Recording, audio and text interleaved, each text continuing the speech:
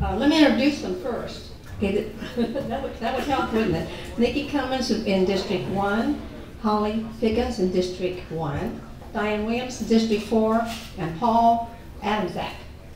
Yay, District 5. Okay, well, we're going to start off. We're going to have 5 minutes. They're going to be able to speak 5 minutes and talk about themselves. They'll have 1 minute to answer questions, and then 1 minute after the question session for closing statements. As I said, Earl Ballinger will be our timekeeper. He will show you a yellow card when you have 30 seconds to go on a question. Then he will show you a red card when it's time to stop, and he's going to ring a bell. And after we get done with, we have about 5 questions that we have here, and after we get done, we'll take questions from the floor. And if you do ask a question, please stand and speak out loud and clear so everybody can hear you. Sometimes when you're talking up front, the people in the back can't hear you. Do we have to pass the mic around? Yes. Okay, all right. So what we're going to do, we're going to start with the first question with Nikki, and then second question with Holly, etc. So if I get lost somewhere, you or Donna tell me where I am. Okay, this is the first question. We're going to talk first, right? 5 minutes, oh, that's right, 5 minutes to talk, thank you. But I haven't done this for a while, I'm rusty. Okay, 5 minutes, you're right, 5 minutes to talk about yourself. And as I said last night, we don't care if you get up and sing and dance on the table, just take up your 5 minutes, that's okay. Alrighty. Okay, first speaker is Nikki Cummings, District 1.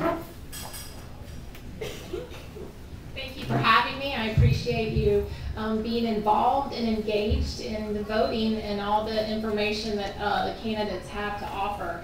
I am Nikki Cummings. Musseline was my maiden name. I've grown up here, born and raised in Putnam County, right across that beautiful bridge on the St. Johns River. I now have 2 beautiful boys that I've raised, 9 and 11, that have become part of this school community. When I decided to run 8 years ago, I was a teacher at Crescent City High School for 12 years.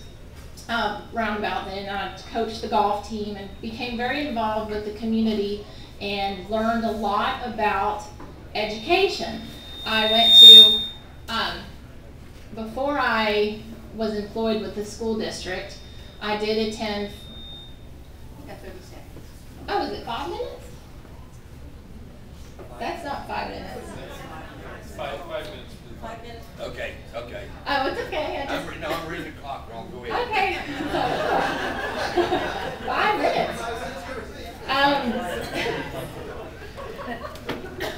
So when I went to Florida Southern College, I went and played golf on a scholarship, came back and wanted to invest in my community, started coaching the boys golf team at Crescent City High School. I tried very hard to get a girls golf team. I could get a couple girls and teach them, and they were a little bit apprehensive, but I enjoyed my time down in Crescent City and learned a lot. And again, the time I spent in the education world, I kept thinking there's more to this. We can make a difference. I can have ideas. I'd read things in the paper and think, wow, I wonder why they did it this way and not that way. And I thought, you know what? It's time that I want to be able to voice my my passion for children in this community and be involved in this community. So I decided I wanted to run. One thing that I, from the very beginning, engaged in education because I wanted to understand the process, not just kind of look at a piece of paper and look at the outside and say, oh, okay, that's fine. So I really was able to dig in and be engaged and not a rubber stamp. And currently, if you read the paper, you will know I'm not a rubber stamp. And unfortunately, sometimes that's hard, both emotionally and physically and socially. But you know what? At the end of the day, I feel very, very passionate about being able to bring things to the table and look at things from a new perspective. That's what I feel serving my constituents is about. And again, I do have a lot of passion, and sometimes that comes across very emotional, but there's things that affect day-to-day life in our schools that being on the school board, you just learn how these things can really impact families. There are so many things that I see in the community. One of the biggest things I've started about 7 years ago with a good friend of mine at church. She was a teacher. She kept seeing hungry kids coming to school hungry. She said, "Nikki, this is so sad. We got to get some food." So I helped her. We started the weekend feeding program to where we could send kids with food on the weekends. That's something that has grown unbelievably. I can't even tell you that how involved the whole community is now, all the civic groups. So that's one exciting thing that I was able to be part of and still am part of. We were able to partner with Feeding Northeast Florida, which is a nonprofit, and that supplies our weekend feeding packs every week to over 800 kids. I know you don't imagine that there are hungry kids, but it's reality, and it's something that is so sad. In fact, I'm taking one of the representatives. We're working on a grant, and we're going to ride a school bus, and we're going to give kids lunches, and we're going to go out to places that you would not even think are considered a home. It's something I can't tell you how hard it is to see hungry kids, and that's part of my passion is when I see these kids school learning, and then I know they have all these outside factors that affect their education. I say, what can we do to meet their basic needs? And so that's something that I've really worked hard to do. Again, I've written some grants. I just did a STEM grant, which is science, technology, engineering, and math, and we go out to do some real cool hands-on robots. This is my full-time job, so I spend a lot of time doing things, exploring things, and I'm very informed. And sometimes that's hard for being a member of a five-member board, and you have a lot of information that others don't have, and it's difficult. But again, I vote with my conscience for my constituents and with my morals, and try to think about what's best for our children. So thank you again for having me.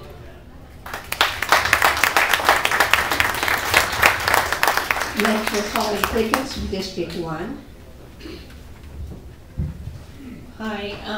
First, I'd just really like to thank the Republican Club for hosting this, and Barbara Altman for all the emails and organization that she did. I am a recently retired educator. I've taught at Crescent City High School for 36 years. I've also coached volleyball for 35 years. I coached girls basketball for 10 years, 3 different times.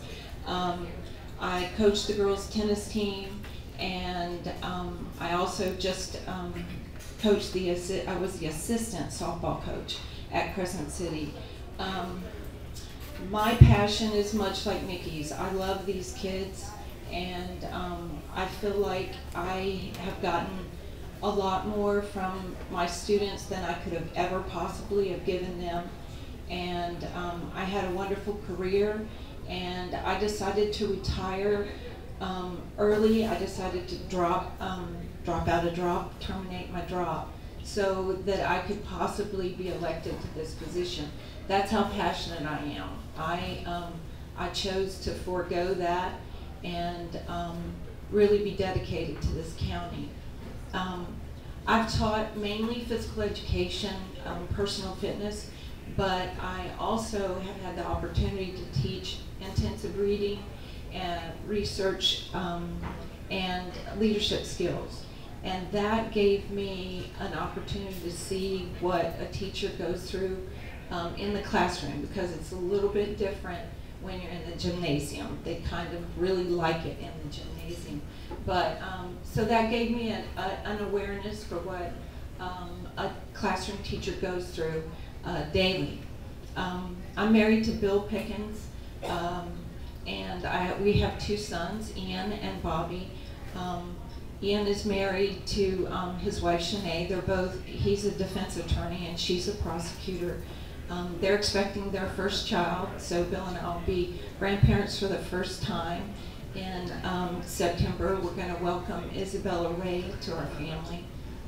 Bobby is also a prosecutor, so you can tell our conversations around the table are kind of legal-minded. But both of my kids were raised in Putnam County schools. Bobby and Ian both attended Middleton Burney.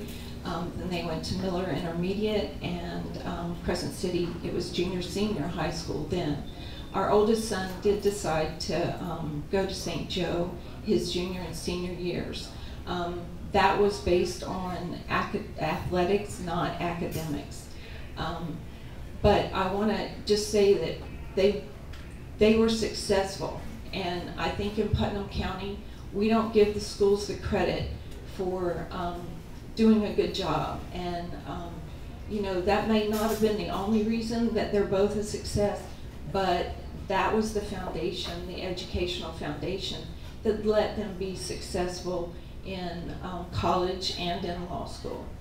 I've had a lot of people ask me, why do you want to be a school board member? And just very simply, it's just to make a difference. I feel like I've made a difference in my career. I've developed relationships with a lot of kids. Some of those relationships go back to my first year teaching. I've learned a lot from my kids. I feel like I've been a very positive impact on their lives. And so for me, this is just to make a difference and continue to be able to serve not only the kids in South Putnam, but the kids all over this county. So come out and vote August 28th, and you know, pick Pickens.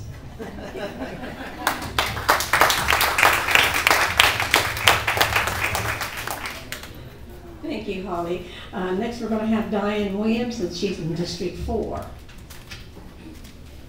Hi, I'm Diane Williams, District 4. Mine's going to be short and sweet because I don't have a long agenda like they do. I've been a resident of Putnam County for 32 years. I'm a mother of 4. 2 of my youngest children went through the school system here. They both graduated. My daughter moved away, went to Mandarin, had 3 boys come back here when her oldest one was in 4th grade, and he graduated from QI Roberts with high honors. He's at St. John's now, going into his 2nd year. Her other 2 boys are an 8th grader and a freshman this year.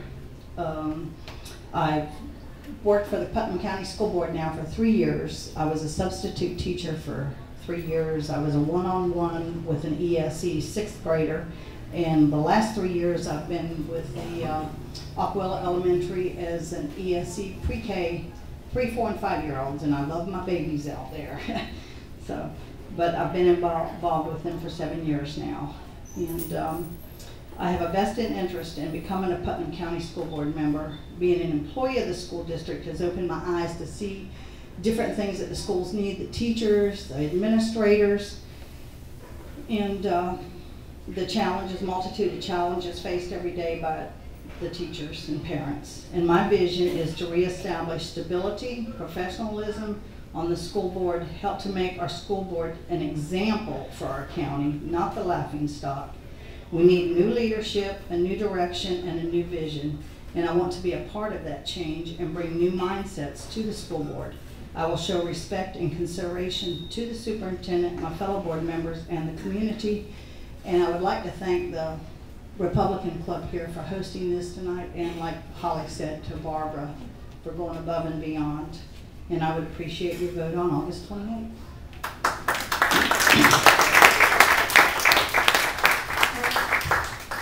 And last but not least, Paul Adam. Right? Adam Zach. Adam Zach, okay, in District 5. Yes, ma'am. My name is Paul Adamczak. My lovely wife right there is taking my picture, Sarah. I'm a father of 5 children. I have twins that are 3.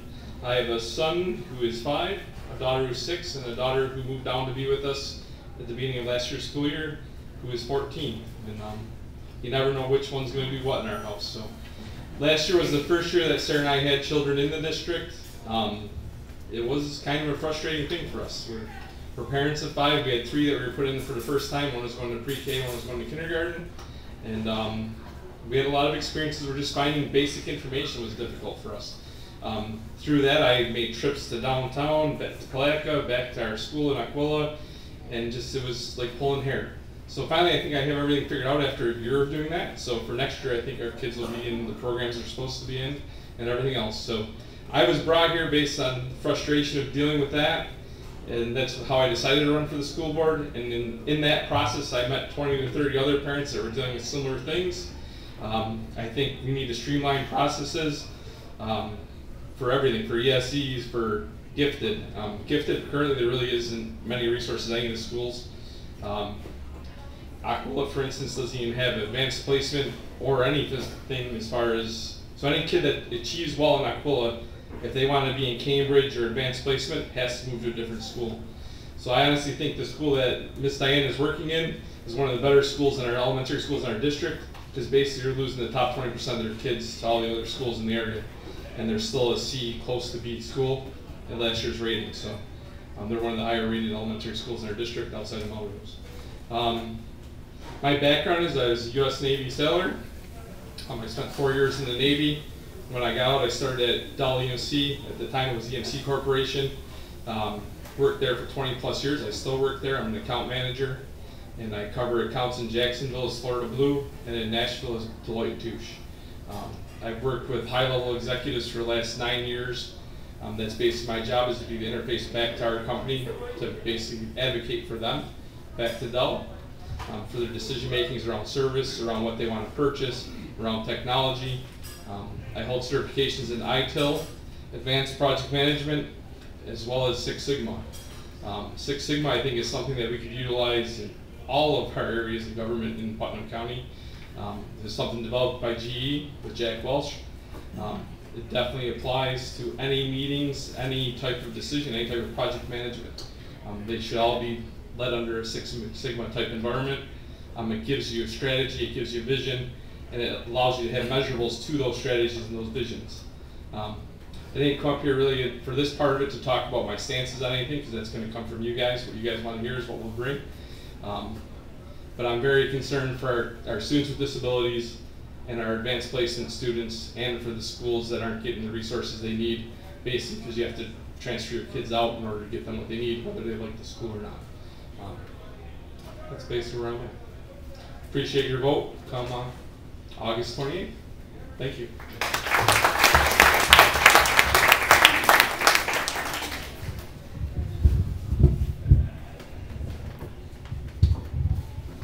Okay, rather than having, since the questions only, they get to have 1 minute to answer, we're going to pass the mic back and forth. That way there won't be a lot of getting up and down and wasting a lot of time. Okay, so we'll start off with Nikki.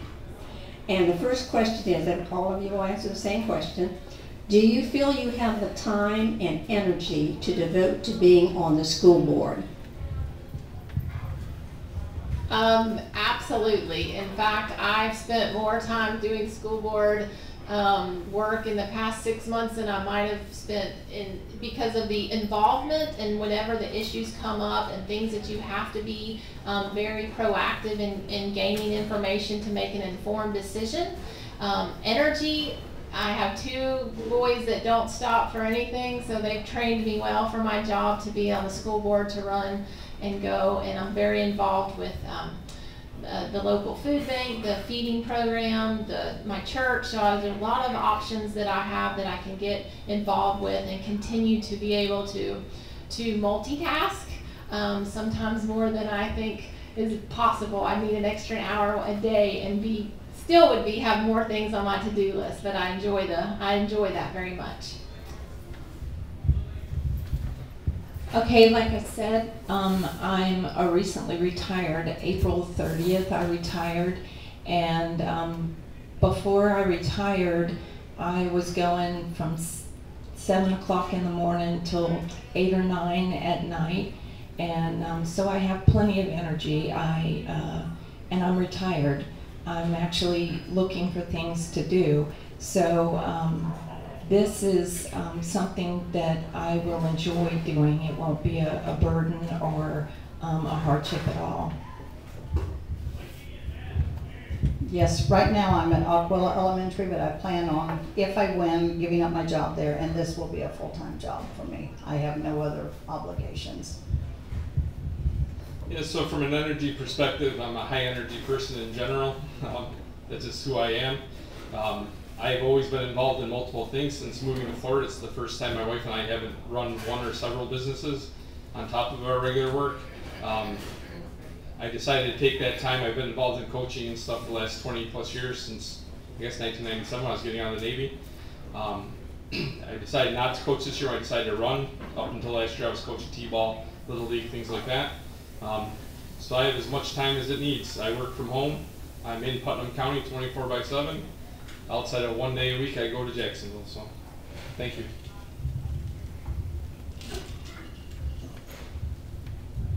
Okay, the next question goes to Holly. If elected, how do you plan to change the public's perception of the school board? Well, I don't know how many of you watch school board meetings.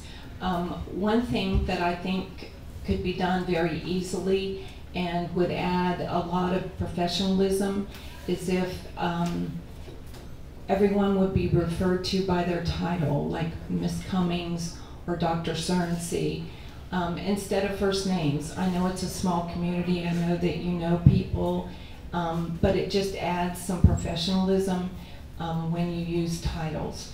I also I have some other ideas, but I got a card. So if we can just do that one thing, and that would be my idea. Mine is to show respect to all the members on the school board, Mr. Sorensey and everyone. I can't say much different than either of them have said. I definitely think there's some level of respect you need to show all of your fellow board members, and that has not been apparent in the meetings that I've watched or attended. That's not saying anybody in this room, but other people are out of control. Part of that, though, involves goal setting, having a proactive board, and having a vision, right? So if you're all working towards a vision and you have some ideas that you can co-work on, that helps you to be more cooperative with one another, because you are actually thinking on the same page, you're working towards the same goals. I don't think our goal basis, this sheet is our strategic plan. It's one page. This is what's published on our website. I researched 35 different districts at this point. The smallest one I found was 17 pages, had clear definitions, and they didn't revolve around the mandated things from the state.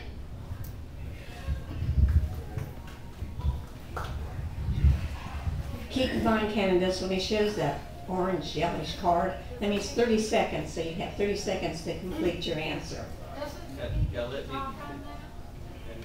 let Nikki speak. Oh, I'm sorry. It's okay, you're okay. Paul, I agree with you on the strategic plan, and we did that about 4 years ago, and it is a working document, and it's very important. And I feel like when you have collaboration and you can come together as a united board and make decisions based upon when you all see the same information. And I will tell you that the biggest problem that we have now is lack of communication and lack of information based about being consistent. And I agree that respect is something that has to be part of the boardroom. We are examples for our children, and it is very difficult when we do get emotional and passionate and lose respect or talk over one another. It's not okay. And I agree very much that that's something that is a work in progress. And the more communication that is brought forth from the superintendent to the board and vice versa, the better that the progress will be made, because a divided house will not conquer. So it has to be some unity, but also communication and upfront transparency and being clear and concise. Didn't mean to leave you out. Okay, the next question, Diane starts. How do you feel about the Guardian program? I am 100% for this program, but we need to make sure that we have other safeguards in our schools, such as at Aquila we have gates, but our front door is always open to the public, and I believe we need to be buzzed in, just like if you're going to a jewelry store or some banks, you have to be buzzed in. I don't think we need to have an open door policy. We have cameras at Aquila, and I'm sure that most of the schools here do. But we need to make sure that our students feel safe and that they have someone looking out for them. So the Guardian program is something that I feel very strongly about. I actually don't think it should be as limited as the scope that they're talking about. We probably should have more than one armed person in each school.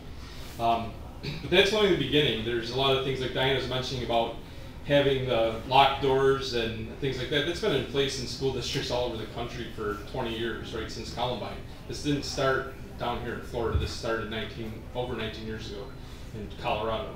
So we're not doing much. I don't see where, I went back in old board meetings and things like that. I don't see where security, until that happened in Parkland, was ever really an issue during a board meeting or during a vote, and I don't see where anyone on the current board made any adjustments or any ideas until they were forced to. So, thank you.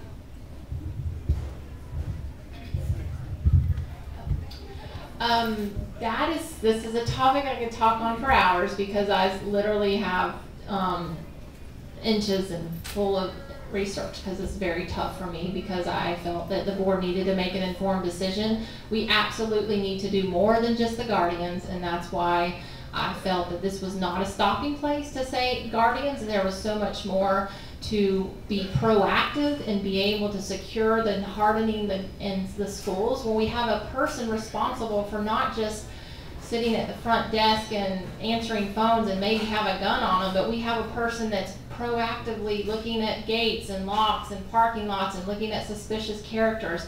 To add that to another person who's already going to be either a custodian or a lunch lady or a principal, I feel it was not fair, because we need a precise model, and that's something that I wanted to explore, and I have explored. I've spent a lot of time knowing there's more that could have been done, and yes, we could have afforded, but again, protecting the kids is my #1 goal in that process. Well, I believe that the board made the right decision. I thought the Guardian program was probably the best option that we had. I do have, I believe that administrators or people that are involved with the students are going to go straight to the act, and that's just the nature. I think probably a lot of people for quite some time thought that teachers would be involved, and if you had read the bill, then you knew that it wasn't ever going to be a teacher that was in charge of kids. I do think that we could do some training for teachers, custodians, that makes you more aware of, like, you notice things like the boy had a trench coat on and it was hot. I mean, something should have triggered in some adult that, you know, somebody needed to talk to him. That's at least the way that we handle things in my school in Crescent City.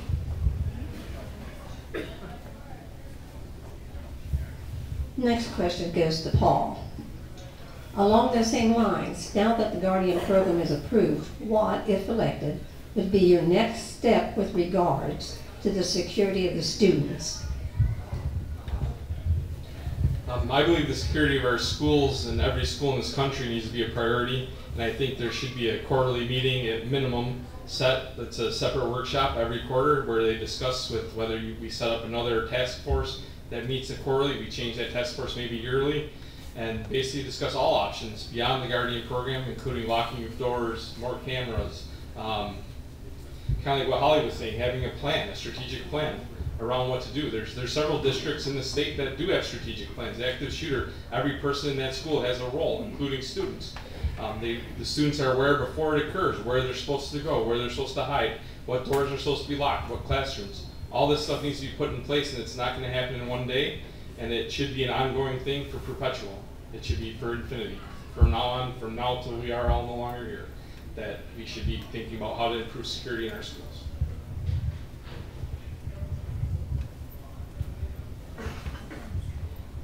Being as this is a program that is going to be implemented very soon, there are so many unanswered questions, and I feel that there's a lot of policies and procedures that need to take place to make sure that it's done in the best interest of the safety of our students. there are things that we need to know. For instance, we haven't even gotten any policies on our insurance increase about how much and how many, because we pay per, if a person is armed and they're our employee, then what will we do and how many will they, how much will it cost? There's a lot of costs involved.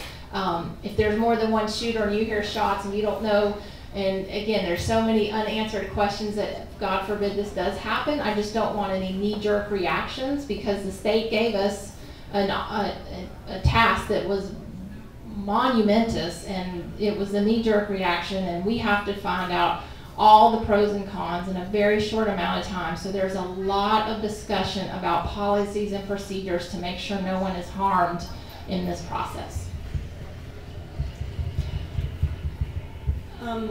I feel like we, in the schools, we practice Code Red, Code Black, and we practice them over and over again.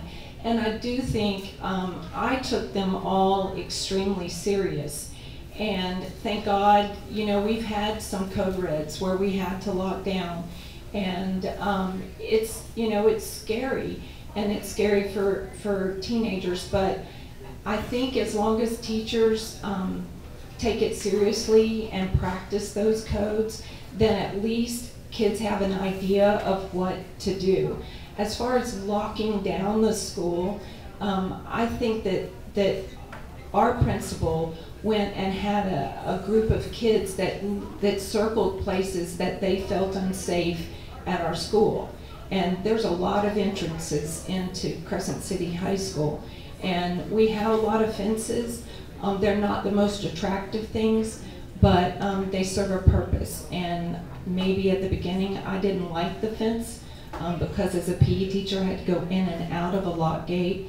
But I understand it. And now they're not so not attractive.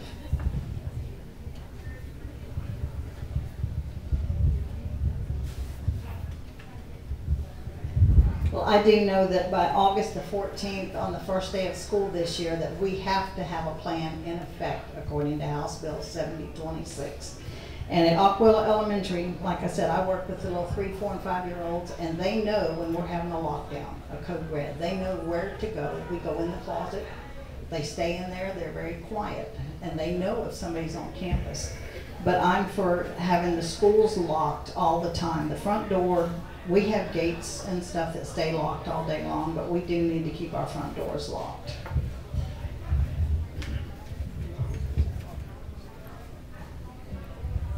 All right, this next question starts, we're back to Nikki. This is rather long, this next question. Given the statistics that the U.S. spends more money per pupil than any other country, yet rates very low in student achievement, there have been many reasons suggested for this. Breakup of families, fathers not in the home, lack of discipline in the classroom, uninvolved parents, God taken out of the classroom, too many administrators, etc. What do you think accounts for this poor achievement, and what specific actions can a local school board take to improve school achievement? In reference to United States compared to other countries, there are definitely different ways of educating students. They're chosen at a very young age. If you're going to be an electrician, if you're going to go on to trade school, if you're going to be a professional, a doctor or an attorney. So there's paths that are laid out, and they don't offer the same type of free education that the United States does, and I'm very thankful that we do give an equal opportunity to all of our students in our country, to give the ones that may not be achieving academically, the special needs kids. They get special, and it costs a lot of money. Of course, parent involvement is something I would say always is need to be increased, but giving, the United States makes a very bold definition to give everyone an education when the other countries don't. So I appreciate that, and fortunately I wish we had more money to do that with. Well, I agree with Nikki. I do think that we give education freely, and other countries may not do that. I do think that the circumstances of some of the homes that some of our children live in, I do think that negatively impacts how their behavior, how they achieve in school. I also feel that we just need to be tolerant of other people, and I do think that we need to take into account the home life that these kids have, and you can't change that, but you can love them when they're in school.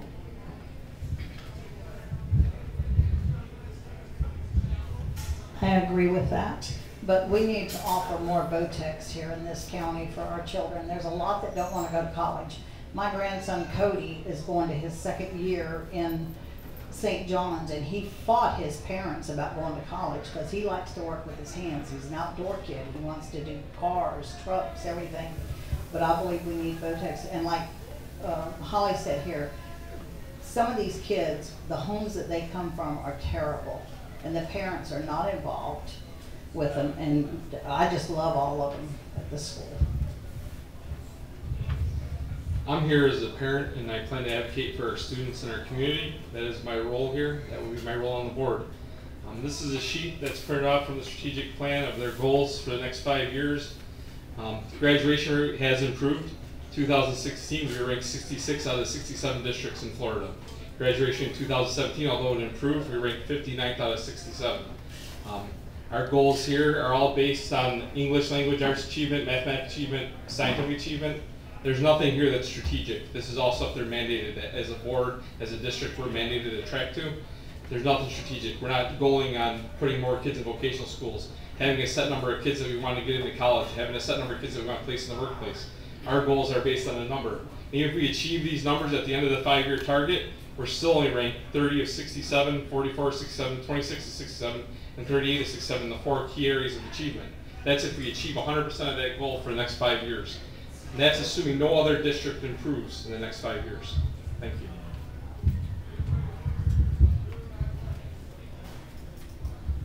This is our last question before we entertain questions from the floor. And Holly will start with this one. What are some of the most important roles you feel are vital to being a good school board member? I think the key to being a good school board member is to be a window into the district for your constituents. I think that you need to be extremely active and very visible in your community. I think you need to be very approachable. You need to be able to talk to parents, talk to schools, be able to communicate your constituents what they want, what they need to the district office, and to help make those ideas policy. I agree with that. I've been at Aquila now off and on, well, 3 solid years, but off and on for 7 years. And in the 7 years I've been there, I have not seen the first school board member at that school. And I want to be one that goes to every single school in this county, see what they need, and have a clear vision to move our school board forward. So unfortunately, our county is very frustrated. All of our parents, a lot of our students, a lot of our businesses are frustrated with the schools. They're frustrated with the county government. That frustration requires a board or board members, and my plan is to actively, aggressively seek the input of those people, to get them more involved. We finally had people involved in Mosley, and that was because we were pushed to the point where the school was out of options. So we actually started involving the community. That school has improved from everything that I read, everything that everyone's talked about on the board. But that involved people actually going out. Why aren't we aggressively seeking that involvement in every school in the district? Why aren't we approaching our constituents? Why aren't we emailing them and talking to them, developing a list of people to email and contact with their opinions, or having polls on the board website? These are all simple things that can be done in a couple minutes.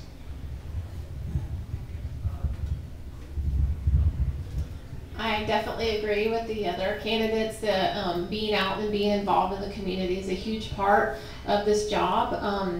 And then coming back, mainly policy and budget are two of the things that the school board is responsible for, is serving the constituents. And so there's a lot to learn. So sometimes I would hear things and think, oh wow, this is a great idea. I can't wait to take it back and talk about it at a board meeting, just to find out, oh no, you got to understand this is how the policy works, this is how the state law works, and this is how the budget works. So it's not only just interacting with the community, it's understanding their concerns and also educating them, saying, you know, that's a great idea, and the state law says we have to follow this, but you know, we have some leeway with this. So there's a lot of education. There's a big curve on in learning the education of what we can change and what we can't, because there's a lot of things that I would love to be able to say I have an opinion about, and then, and honestly, it's just very limited to honestly policy and budget, and then hopefully we can make positive changes through that. All right, do we have any questions from the floor? Larry, you had your hand up first. In order to get our school ranking up higher, what can be done to get our school ranking higher? You have to speak up louder. In order to get our school ranking higher, what can be done? What can be done to get the school ranked higher? Right. Okay, who do we start with? Diane.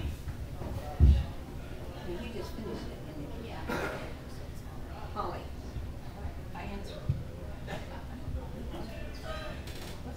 That's right. Oh, well, it's like Paul said here, you know, they've got a strategic plan for the next 5 years, but if another county comes up, you know, we've got to get these kids to where they want to attend school, bring their grades up, come with VOTEC schools for these children that don't want to be there in college and stuff. We need to understand two things. We understand what failure is, right? Failure is not meeting a goal. Failure is not setting a goal that's proper for the achievement possibilities. You're not a failure if you don't meet a goal that's set at a high expectation. You actually achieve and you move beyond where you are today. Goal setting is the key part of this whole thing. If we don't have goals that are beyond the minimum standards like I showed you on the sheet, this is from the Florida Department, this is from the site, and then the numbers I put next to it are from the Florida Department of Education. Anyone can look these up. If we don't set our goals beyond what's minimally standard, if your bar is at the minimum, you're never going to achieve greater than the minimum. It's just not how it works. It doesn't work like that way in industry. It doesn't work that way in academics. It doesn't work that anywhere in the world. So we're basically setting our bar here, and we're achieving just under it, and that bar is not even where the other districts in the state are.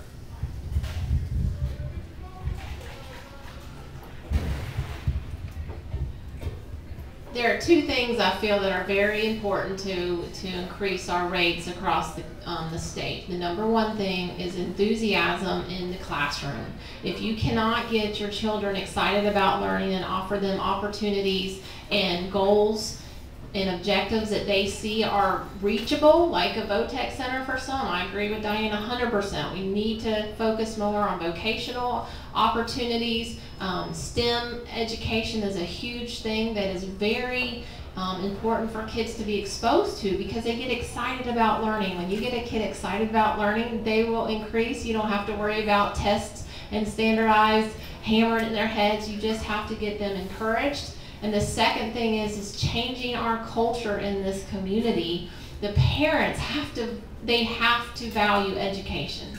If they don't value education, then you have them for 7 hours and they go home to whatever they're dealing with at home, and education's not important. You will not be able to change them unless you send them to military school 24/7, and they're inundated with a culture who values education. So it starts with the parents. If the parents don't value education, it's almost impossible to get the students to really buy in. And enthusiasm, when the kids come home and say, wow, I learned how to do a robot. I was so excited. I got to keep these kids learning robots and all these neat little gadgets, and they were excited. So again, enthusiasm, changing a culture in this community to make them value education. I agree 100% with changing the culture. to value education, and it really does all start in the home. But our graduation rate is up. I think we need to focus on things that we're doing positively, and I agree with enthusiasm in the classroom. I know sometimes it's hard to disseminate information that is somewhat tedious to children, and we need to involve technology. Things like that interest them. They're very technologically savvy, and sometimes in teaching it's almost like you have to do a show so that they feel like it's important and fun, and they'll turn you off if you're boring. So those are ways that we could maybe move our score up and get our letter grades up. I saw your hand go up. You were talking about the kids feeling safe in the schools. One thing you didn't mention that makes kids be afraid to be in school is bullying. Nothing was said about how to stop the bullying. The question is how to stop the bullying. Okay, Paul, you get it first. I guess the main thing with bullying and is to report it, and for people to take it seriously when it's reported. In my campaign, I've knocked on 1,800 doors now. I've spoke with over 1,000 people at their door, at their house. This has come up from at least 20 different parents where they claim their kids are bullied. I don't know the facts behind it, but they claim very little was done by the principal or the people. I don't know that it ever got to the board level. I think a lot of that gets hidden in the background and never leaves the school. That's what's happening in Putnam County, and I think that's unfortunate. I didn't believe it at first when I heard it from one person. It's at 20 or 30 people at this point. It's definitely happening.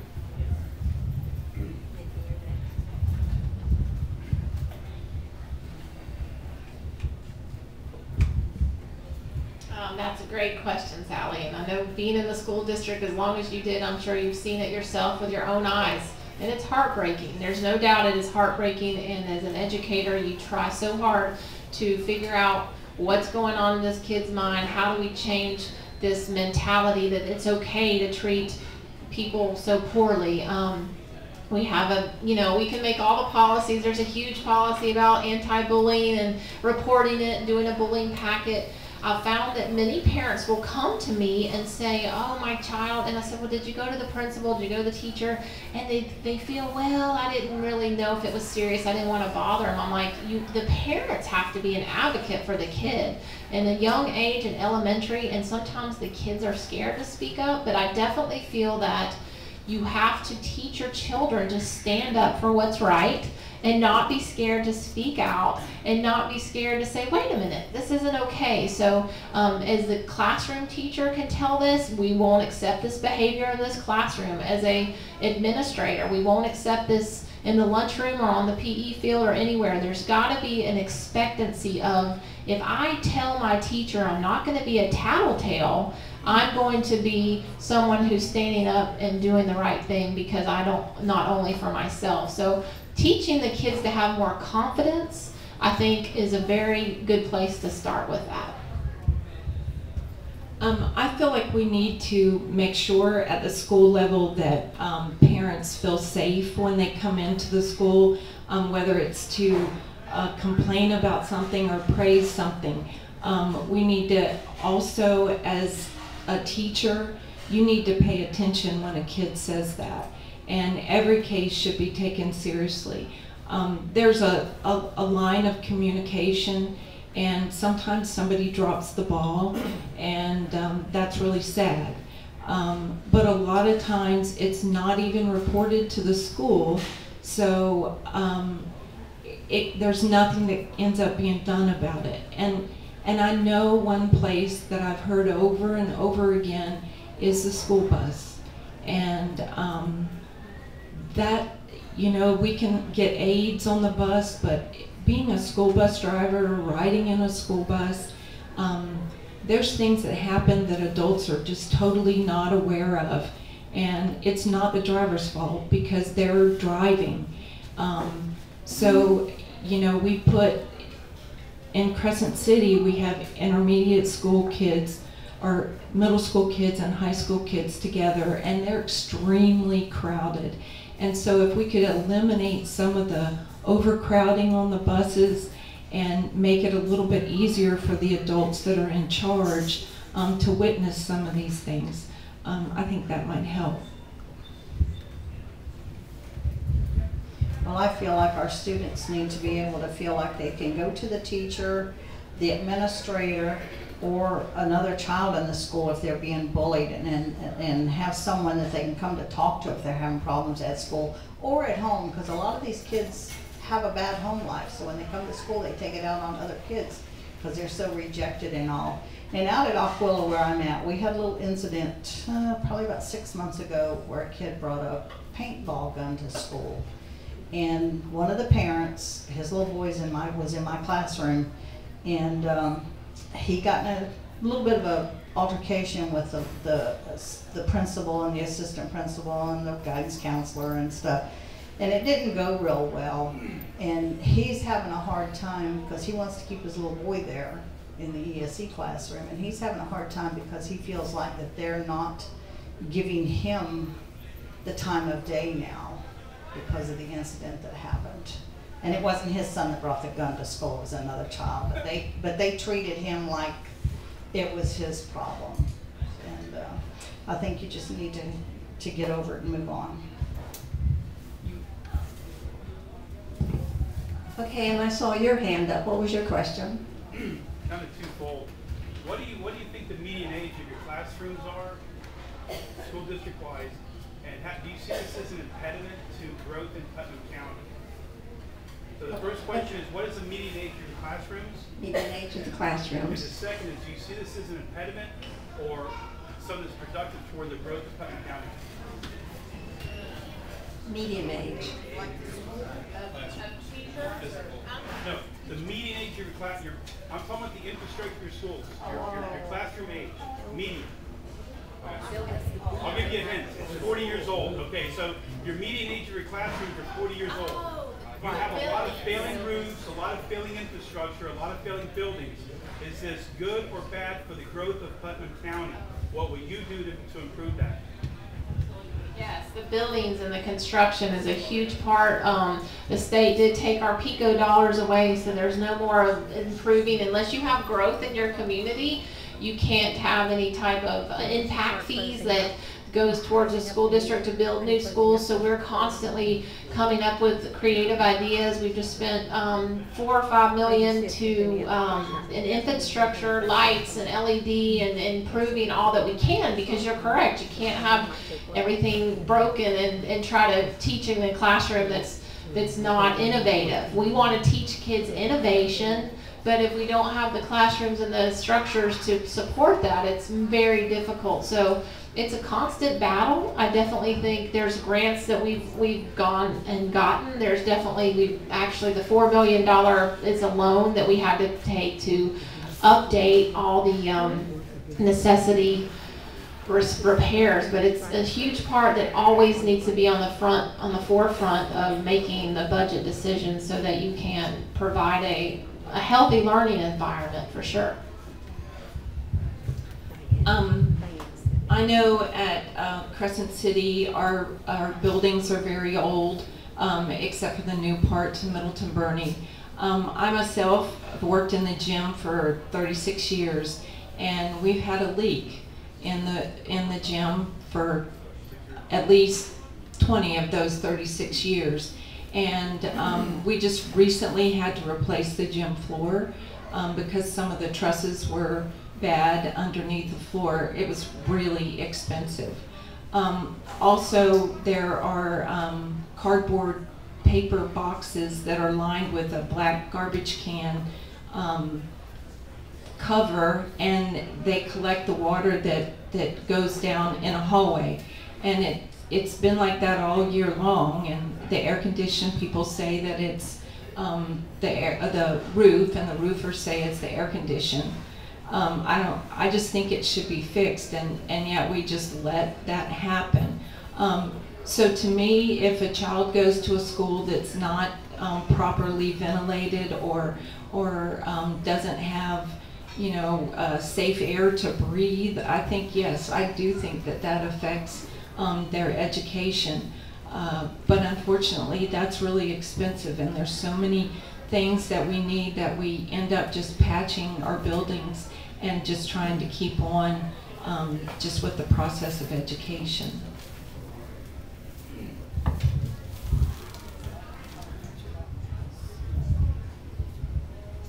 I know our air conditioner in our classroom this past year was out for like 7 months during the hottest time of the year, and they finally got it fixed.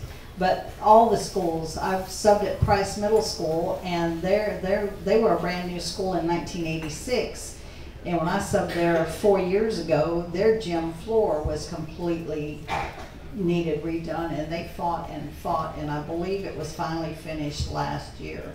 But something needs to be done about repairing the schools.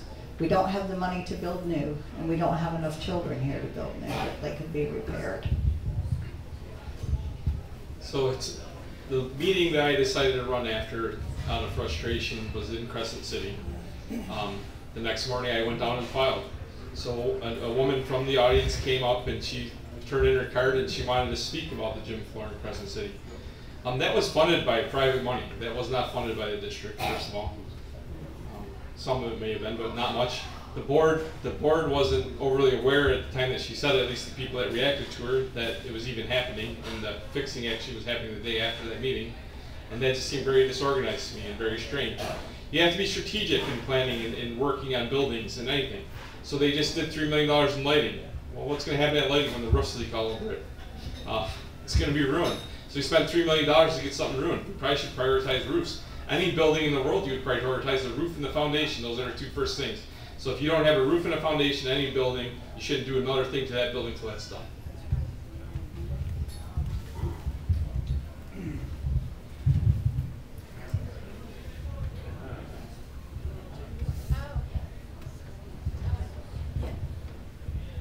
Are there any more questions? We'll take one more question.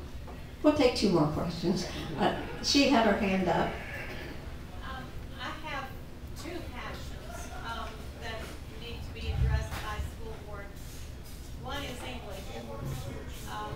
When I first started working at the sheriff's office, I was the one that typed the reports into the computer before the deputies got their own computers. And a lot of our new deputies that were coming in graduated from Putnam County schools. They did not know how to spell, they did not know punctuation, they did not know grammar.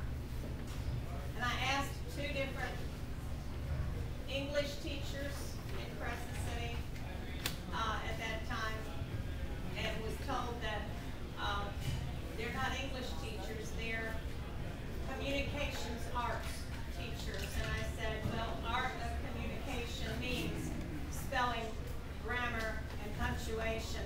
Where is it? Well, we don't teach that, obviously. The second passion I have is particularly American history, but history especially. If you're going to be voting age one day, American history. I've only fallen in love with it myself in the last decade, and I am astounded at how many, even our national representatives and senators are still calling us a democracy. We have never been a democracy. Our election is democratic, but we are a republic, and more than that, we are a constitutional republic. I am sick and tired of people not learning history, and the reason is they're not being taught.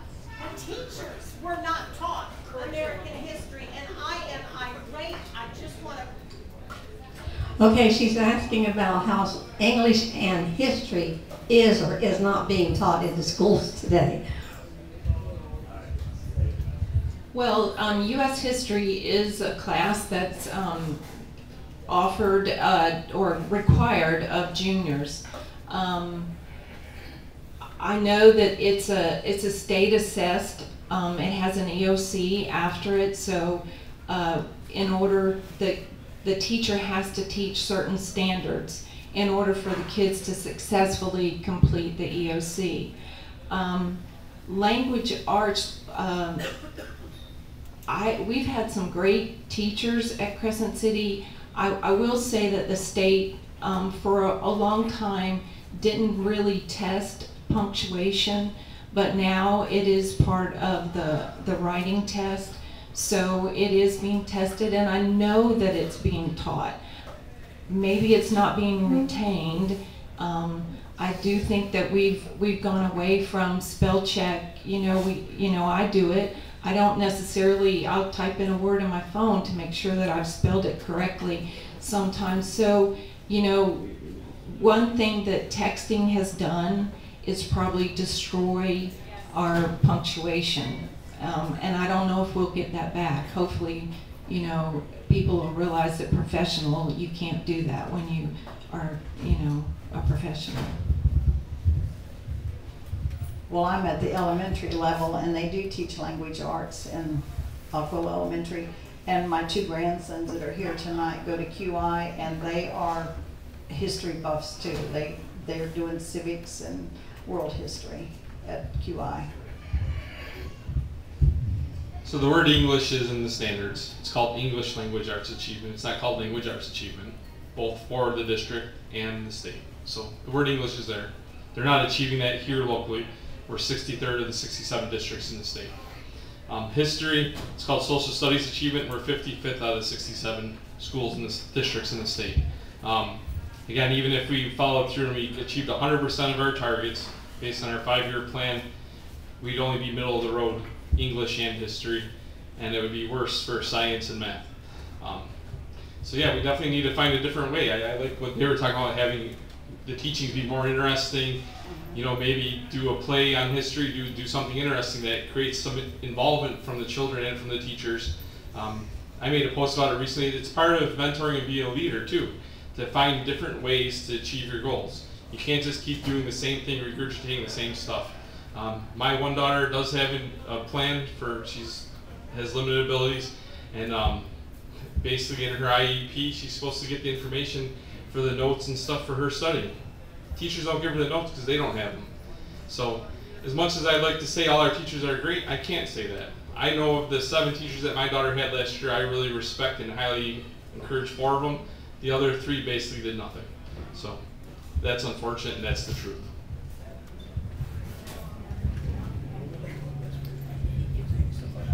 I definitely feel that, again, enthusiasm in the classroom is a big part of this. The teacher that is in there teaching these children 7 hours a day in the elementary. For instance, my son had an amazing teacher who taught him about vocabulary.com, and he got hooked on spelling and vocabulary because of that teacher. So we have to be innovative. We have to offer professional development and the tools and the softwares to teach the teachers how to be able to be excited and enthusiastic, because if they sit there and read, well, on this Constitution, make it boring, the kids are going to zone out. So I feel, again, enthusiasm, and when the teachers aren't doing their job of making that part of their education day, of course they're very limited, and they're structured with standardized tests. We have to cover this, and this, and unfortunately spelling, because of the state, has not made that part of when they grade these practice tests. They don't look at spelling, which is just bizarre to me. So they don't focus on it because they're not going to be tested on it, and they're not going to have a VAM score that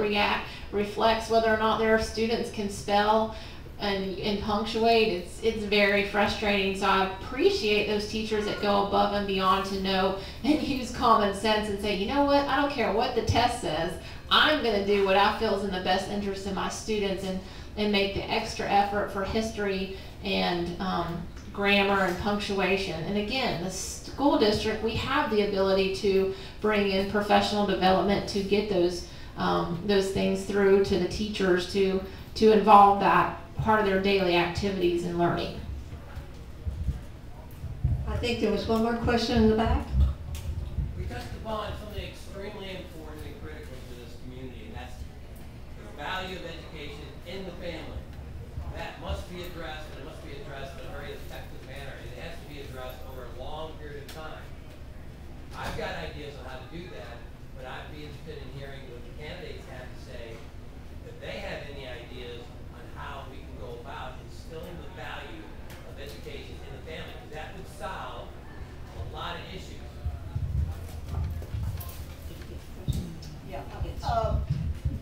thing is, the teacher I work for, we have 3, 4, and 5-year-old ESE pre-K kids. A lot of their problem is speech. But the teacher I work with has been doing this for 25 years now, and we have every night at school, we have a form that goes home with the kids with a book for the parents to read to those kids. This is for 20 minutes, it probably takes 5 minutes to read the book, but it's to get the parent involved with getting these children interested in reading. If they can read, they can do anything. But we have some parents, we had some kids last year that had 500 books read to them because a parent would keep reading and reading every night. Then you have other kids that had 20 books for the whole 180 days read to them. It's very hard to get the parents involved. We had 16 kids, and out of the 16, probably 12 had books read to them every night. 4 did not. Mosley's supposed path to success is driving for involvement from the community. They've succeeded in that, they've expanded that. That needs to be done in every school in this district. Every person on the board, once the elections are done, needs to drive for that from their community, from their parents, from their students. We need to take the feedback from our parents, from our students, and from everyone in the community. The key dates is when the kids are from pre-K to 3rd grade. That's when we have to establish this. Everything the board that I've seen has been done, and I've watched I'm back to 2 years back now, has been all geared around high school and graduation rate. That's the one thing they key on. Well, that's one measure out of 25 that is how they grade the schools. We have to focus on our young kids. We have to focus on the parents of the young kids, because that's when the kids are the cutest. When your kid's 16 years old and he's already caused problems for the parent and the district, that's not the time to go, hey, Miss Susan, how are we going to get this kid up to speed? The time is when they're in kindergarten, 1st, 2nd, 3rd grade. If you lose them then, you lost them forever.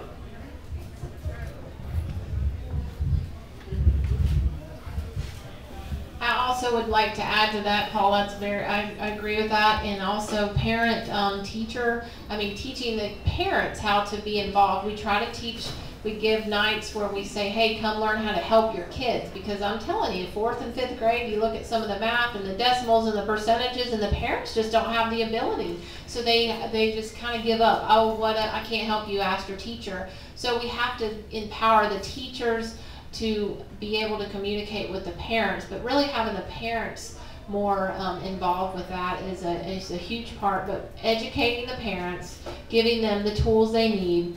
Unfortunately, sometimes, oh, we don't have a textbook. Well, where's your practice lessons? Well, I don't know. I mean, I've had to Google things for my children because I wasn't sure quite what the teacher was looking for. So involving parents, giving them the ability to learn how to help their kids. They just unfortunately sometimes don't have the tools they need. So spending more time, and again at Mosley, the success is the enthusiasm. They've got an administration that has really reached out and gone to the community and gone to them. We need to go outside the school walls more and more and be able to involve the community by, we'll meet on your terms, we'll go to your community center, we'll come to a park, and that's what Mosley's really done a great job at. It's a great model, and I hope we can utilize that across the county more and more. I believe exactly what Nikki said.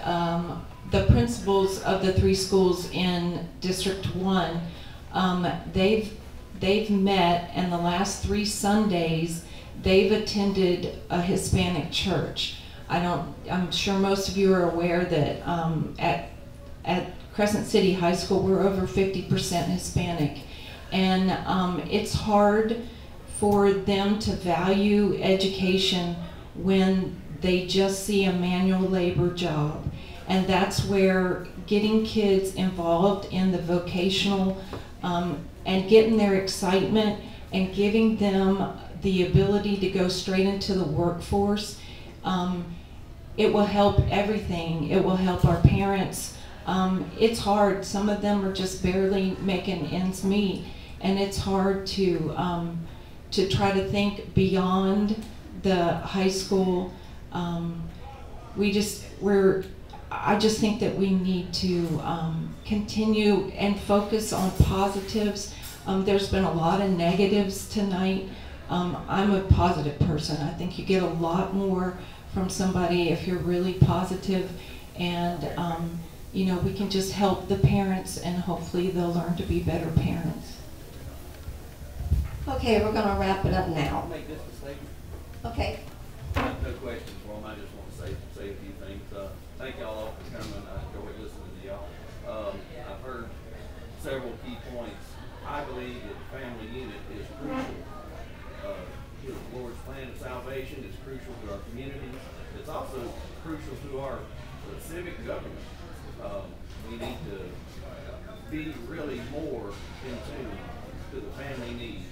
We've been encouraging the single family for years with, by choice, not those that are, but by choice, encouraging a single family unit. We need to try to move past that. I've heard the example.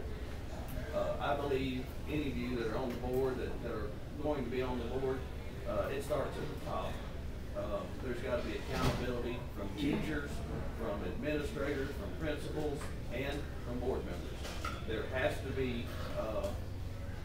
the parent and student rights have to be protected. They have to be, no matter what. The kids are living in a prison now. They are in a dictatorship. They are taught that you can't do this, you can't do that. You've got somebody that's going to tell you when and where you can go to the bathroom. That's what they're living in. They need to be taught liberty. They need to be taught freedom and how that works in the world, because they're fixing to come out here and be a part of the community. Examples start from the top, and I think that that's needed to be done for a long time. There's no accountability for the bullying that goes on. A lot of it comes from those that are in authority. And I've had them when I was in school. I think we've all seen it, but it needs to be addressed. It is addressed sometimes. It's brought to the attention, and nothing is done. Everybody knows who's doing certain things. Morals and virtue are another. These teachers and administrators, they need to, they're an example. That's what the kids are looking to. And when they get away with things, but yet these kids have a no tolerance policy, it doesn't take long to make a rebel out of them. So those are some of the things that I think that need to be addressed.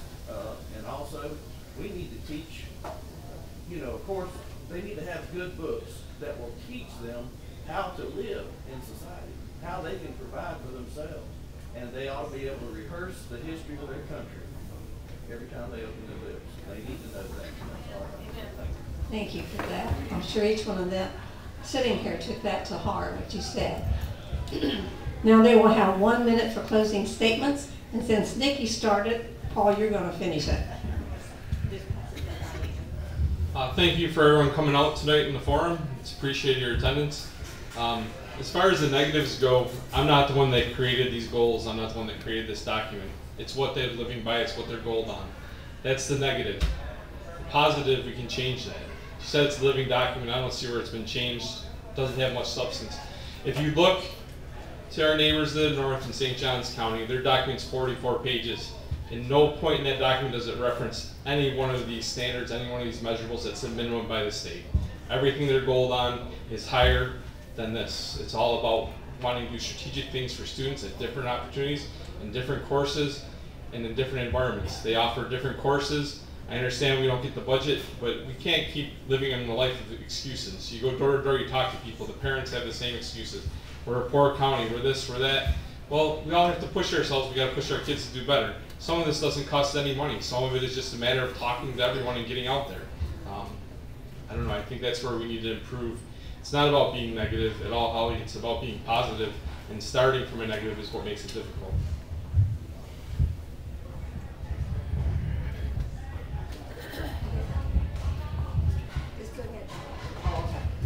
I would just like to thank everybody for coming out tonight also. And I agree with what Paul said. We've got to have positives in this county instead of the negatives, like Holly said.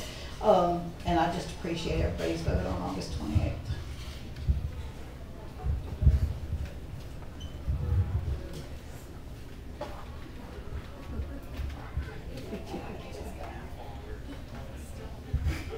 That's our first letter into the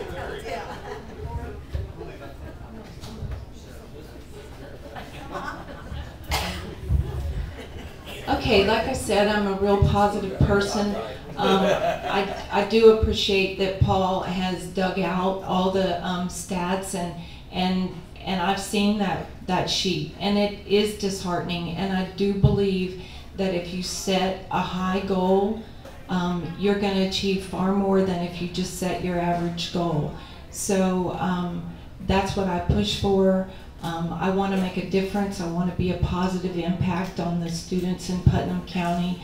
And thank you for coming. And I really would appreciate it if you just pick Pickens. I think in the closing statement, again, thank you for having us. This is great, and I appreciate the ability to get input from the community members. That's this huge part of doing the job and listening to your constituents. Accountability is something that I feel is very important in administration and in the top of all processes to make the success of the students. It trickles down.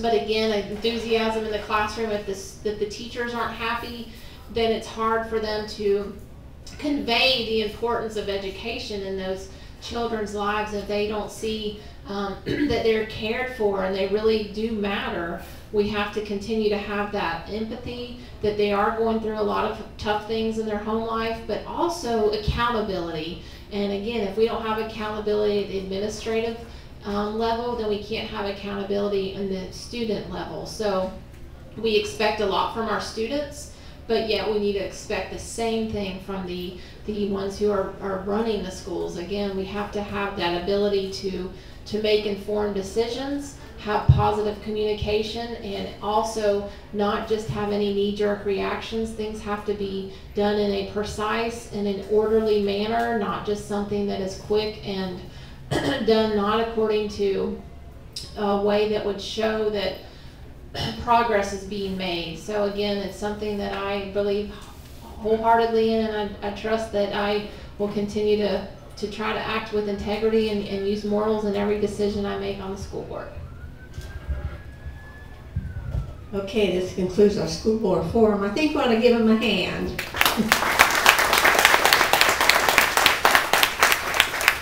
I know they appreciate you all coming out to hear, and we have a nice crowd tonight, and it makes them feel good. We've got a lot of talented and concerned candidates about their children, so I think we're very fortunate to have them. That concludes our part of it, and